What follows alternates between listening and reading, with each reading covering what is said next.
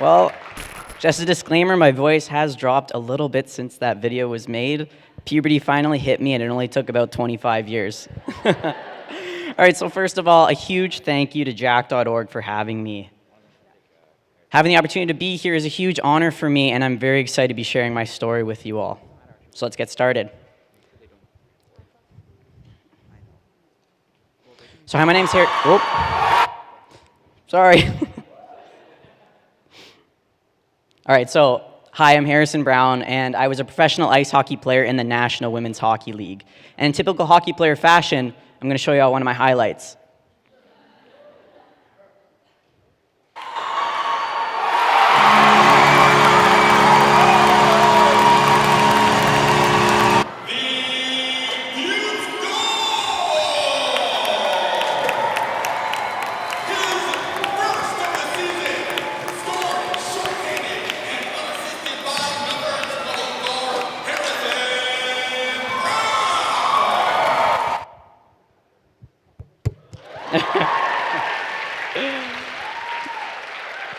All right, so now what I want you all to do for me is think in your mind the answer to this question. What did that play look like to you? Yeah. All right, I might not be a mind reader, but I think I can guess what's going through your head. Something like, honestly, Harrison, I'm not really sure the significance of that play. Just looked like a regular hockey goal to me. And if I was on the outside looking in, I'm sure I would have a similar answer. But I'm not on the outside looking in. So I know that in that moment, history was made. Barriers were broken, mindsets were challenged, and the game of women's hockey was changed. Let me reintroduce myself. My name is Harrison Browne, and I'm the first publicly out transgender athlete in professional hockey. And that goal that I just showed you was the first time that any transgender athlete has had their chosen name and preferred pronouns announced on a professional team sports stage. And today I'm going to share my story with you all on how I unknowingly made history my second season playing for the NWHL. So 2 seasons ago, I came out publicly as transgender, and I did this through an ESPN article. And the moment that that article would be released would change my life forever. My identity was finally out for all to see. I was Harrison for the first time to not just my friends and my family, but to everyone. But it wasn't always like this. And prior to that season, I went by a different name, and I used different pronouns. So let me take you back through my journey of self-realization, and let's start from the beginning. You see, growing up, hockey was my entire life. I devoted a lot of time to the ice, and I quickly fell in love. I didn't realize at the time, but looking back on my childhood, hockey was very much an escape for me. You see, playing a sport gives you a certain title that's not gendered. You're an athlete, a hockey player. You're not a boy or a girl. And I think I found a lot of comfort in that. From the time period that I was at the rink or at the gym, I could get lost in a genderless world and be free from the stereotypes and gender roles that society burdened me with. But I knew eventually just being free in the sports world wouldn't be enough. Living as a woman was so hard my entire life. I always felt like I was in some ways invisible, like no one could truly see the real me. No one saw me for the boy or the man that I knew I was.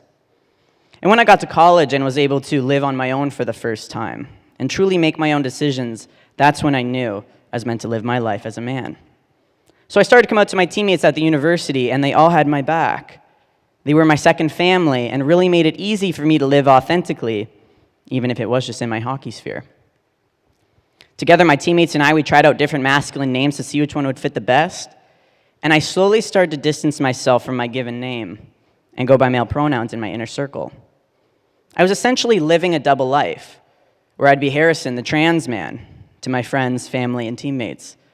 But I'd be Haley, the gay woman, to the fans, public, and the media. As I gained more confidence asserting myself to more and more people as a trans man, the disconnect with my sporting identity and my identity to the outside world was becoming too great.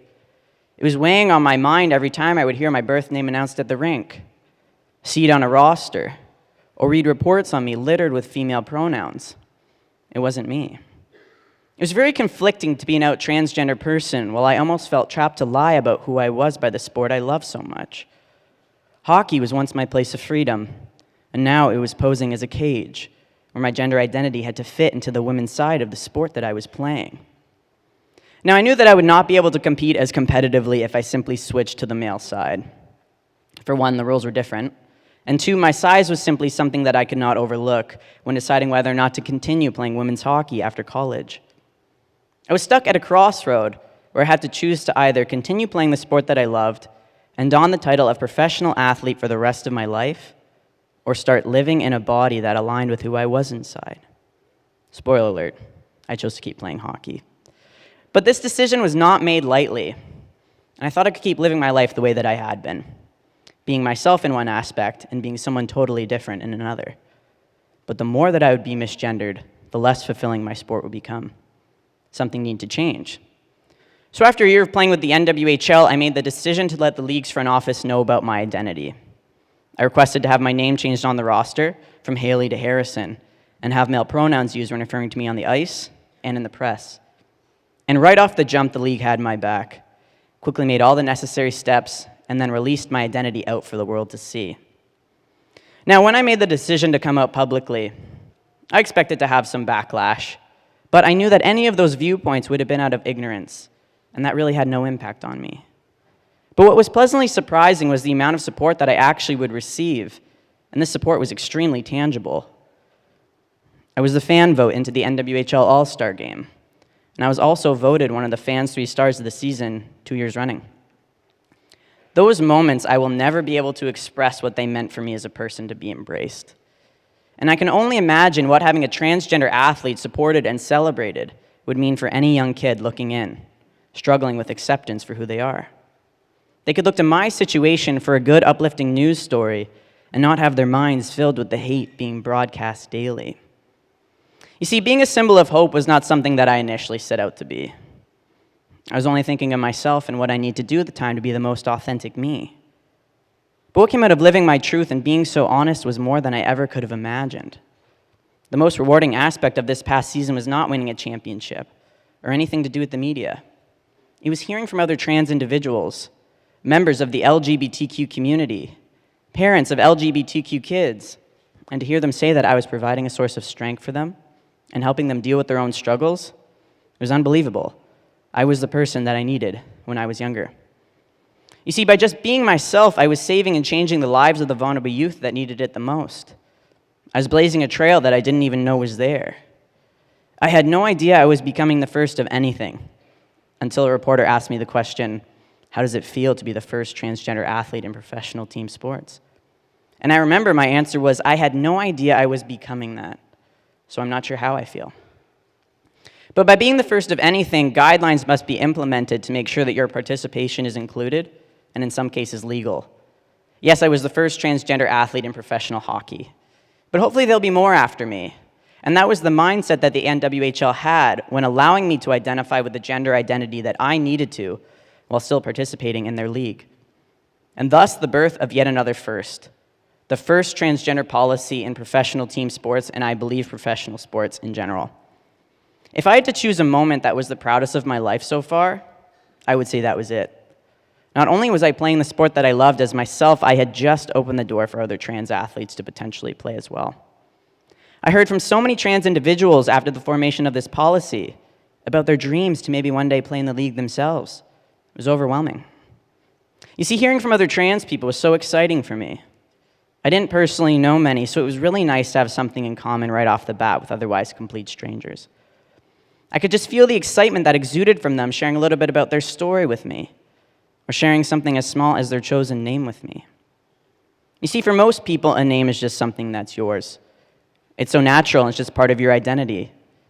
For example, have you ever had your name spelt wrong or mispronounced? It just doesn't feel like you. And for somebody that's transgender with a birth name that's either very masculine or very feminine, it can pose as a cage, a constant reminder that you're identified by something that you are not. And when I changed my name, it was one of the most uplifting things. It was a symbol of my freedom and the first step that I took in living my life as the man that I wanted to be. And going on the theme on how important a name is, when you win a championship, you have your name etched onto a trophy. Being a champion is something that nobody can take away from you. But winning for me meant more than just a game or a season. Winning for me meant that Harrison was going to live on in sports forever. And not just the individual Harrison being me, but everything that I stood for as a transgender athlete. A reporter had asked me what was going through my mind after winning.